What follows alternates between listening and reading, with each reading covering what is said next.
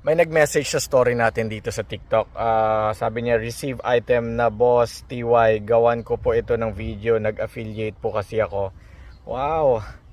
Una-una, maraming salamat ma'am at na-receive niyo na po si Ma'am Jonalyn ito. Ma'am, kayo yung taga Laguna. Unhan niyo na kagad. Kamusta yung produkto? Well secured ba na nakarating? Hindi po basag? Yung mga organic lemons nakarating din po sa inyo?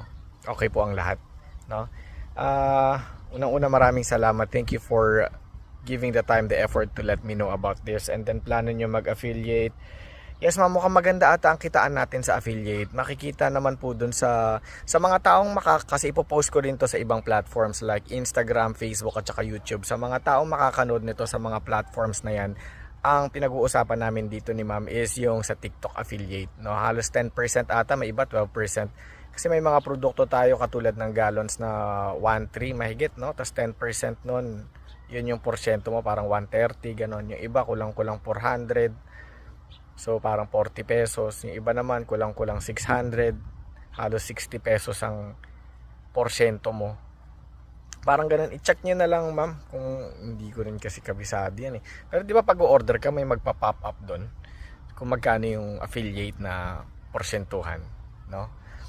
Okay yan, mukhang maganda naman yung kitaan natin pagdating sa porsyentuhan ng affiliate. Tapos mataas ang demand ng honey ngayon gawa ng flu season, ang dami nagkakaubot sipon, kaya malakas ang bentahan ng honey. Pangalawa, tayo lang sa buong Pilipinas ang nagbebenta ng honey, raw honey na may libreng organic lemons. Tayo lang, wala po. Tignan mo yung mga ibang seller dyan. So then again, igurot kami from Cordillera region. Produkto namin yung honey, yung lemons dun din sa Cordillera. Makakilala natin ng mga farmers na may mga pananim na mga lemons. So pinopromote natin yung lemons sila, produktong Cordillera. Yung honey natin, produktong Cordillera din. Okay yan, okay ang kitaan, tas wala ka pang kakompetensya ma'am. Pero maraming salamat. Thank you for letting me know about this. God bless you. Pag may mga umorder sa'yo, huwag ka mag-alala ma'am. Ako mismo umaasikaso ng mga orders. Hindi ka mapapahiya sa mga customer mo. God bless you.